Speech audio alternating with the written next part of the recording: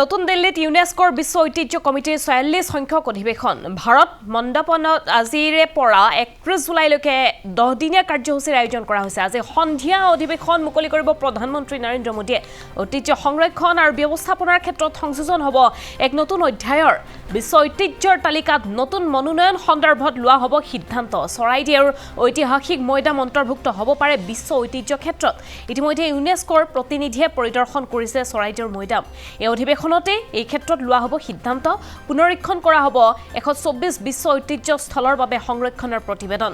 অধিৱেশনত উপস্থিত থাকিব বহিৰ পৰিক্ৰমা মন্ত্ৰী ডক্টৰ সুব্ৰমণ্যম জয়শংকৰ, উপস্থিত থাকিব ইউনেস্কোৰ মহানিৰ্দেশক আদ্ৰে এইজলে, সাংস্কৃতিক আৰু পৰ্যটন মন্ত্ৰী গজেন্দ্ৰ সিং শেখাৱতে অংশগ্ৰহণ কৰিব। এই বিশেষ বৈঠকত 150ৰো অধিক দেশৰ প্ৰতিনিধি উপস্থিত থাকিব বিশেষ অধিৱেশনখনত।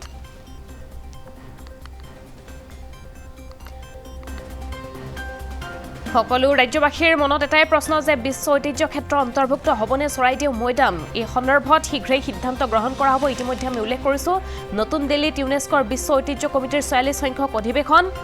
এই অধিৱেশন অতিকৈ গুৰুত্বপূৰ্ণ হিচাপে তাৎপৰ্যপূৰ্ণ হিচাপে পৰিগণিত হৈছে। বিশেষকৈ অসমৰ বাবে ভাৰত মণ্ডপন আজিৰে পৰা ৩১ জুলাইলৈকে 10 দিনীয়া কাৰ্যসূচীৰ আয়োজন কৰা হৈছে। ঐতিহ্য সংৰক্ষণৰ ক্ষেত্ৰত সংযোজন ঘটিব এক নতুন অধ্যায়ৰ। ইতিমধ্যে ইউনেস্কোৰ প্ৰতিনিধিয়ে পৰিদৰ্শন কৰি গৈছে চৰাইদেউৰ মৈদাম।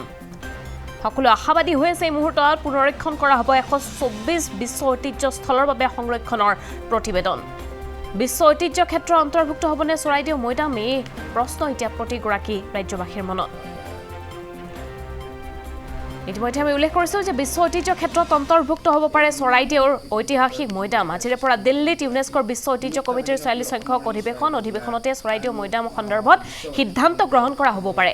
ইতিমধ্যে ইউনেস্কোৰ প্ৰতিনিধিয়ে পৰিদৰ্শন কৰি থৈ গৈছে চৰাইদেউ মৈদাম। চৰাইদেউ মৈদামত উপস্থিত হৈছে বিভিন্ন দল সংগঠন। ঐতিহ্য ক্ষেত্ৰত অন্তৰ্ভুক্তিৰ কামনাৰে মৈদামত আজি বিশেষভাৱে পূজা অৰ্চনা কৰা হৈছে। তাৰ কাৰণে আজেনবাৰে আপোনাৰ ধৰাৰ পুখুৰী থলখনিৰ ভিতৰতে আৰু বিধিবিধান সৃষ্টি মহানগৰাকী আপোনাৰ নামত এখনি বন্তি। আজিৰ পৰা আমাৰ ইউনেস্কোৰ আমাৰ নতুন দিল্লীত অধিৱেশন আছে।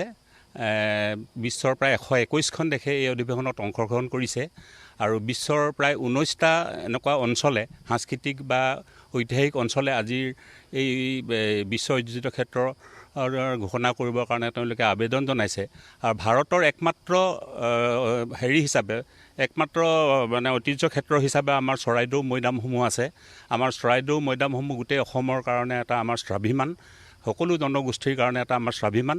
গতিকে আমি সকলোৱে আশা কৰোঁ যে চৰাইদেউ মৈদাম ক্ষেত্ৰ আমাৰ বিশ্ব ঐতিহ্যৰূপে এইখন অধিৱেশনতে ঘোষণা হ'ব। আজিৰ প্ৰায় 21 তাৰিখৰ পৰা 31 তাৰিখলৈকে এই অধিৱেশন আছে বুলি আমি গম পাইছোঁ আৰু প্ৰায় 26 তাৰিখে এই ক্ষেত্ৰত ঘোষণা হোৱাৰ সম্ভাৱনা আছে। গতিকে আমি আমাৰ চৰাইদেউৰ সকলো সংগঠন, যিমানবিলাক সংগঠন আছে, স্থানীয় ৰাইজ আছে, সকলোৱে আহি আমি ইয়াত আজি এই যাতে তাৰ সেই অধিৱেশন সফল হয়, আমাৰ চৰাইদেউ মৈদাম ক্ষেত্ৰ যাতে বিশ্ব ঐতিহ্যৰূপে ঘোষণা হয়, তাৰ কাৰণে আমি ফুৰাটাৰ ওচৰত আজি আমি এগছি বন্তি প্ৰজ্বলন কৰিলোঁ সকলোৱে আহি পানি। আৰু আমি সম্পূৰ্ণ আশাবাদী, আমি 100% আশাবাদী যে আমি এইবাৰ আমাৰ চৰাইদেউ মৈদাম অঞ্চল আমাৰ বিশ্ব ঐতিহ্য ক্ষেত্ৰৰূপে ঘোষণা হ'ব। ধন্যবাদ। হয়, আমি আশাবাদী, কাৰণ কেলৈ প্ৰথমে আমি ক'ব লাগিব যে ভাৰত চৰকাৰ তথা অসম চৰকাৰক আমি কৃতজ্ঞতা জ্ঞাপন কৰিব লাগিব। কাৰণ কেলৈ ভাৰতৰ পৰা একমাত্ৰ চৰাইদেউ মৈদামেই বিশ্ব ঐতিহাসিক ক্ষেত্ৰৰ কাৰণে তেওঁলোকে প্ৰেৰণ কৰিছিল। আৰু সেয়েহে আজি দিল্লীত যিখন অধিৱেশন হ'ব, অধিৱেশনখনতে যাতে সুকলমে যাতে চৰাইদেউ মৈদাম বিশ্ব ঐতিহাসিক ক্ষেত্ৰত তেওঁলোকে ঘোষণা কৰে, এইটোৱে আমি আশাবাদী। চৰাইদেউ জিলাবাসীৰ লগতে অসমৰ সমূহ তথা ভাৰতবাসী আচলতে সেই দিনটোৰ কাৰণে আগ্ৰহে বাট চাই আছে। সেইটো কাৰণে আমি ফুৰাটাৰ ওচৰত আজি এগছি বন্তি জ্বলাইছোঁ। বন্তি জ্বলাই পিনি আমি ফুৰাটাৰ ওচৰত আশীষ বিচাৰিছোঁ যাতে অসমৰ এই চৰাইদেউ বিশ্ব ঐতিহাসিক ক্ষেত্ৰত ঘোষণা হয়।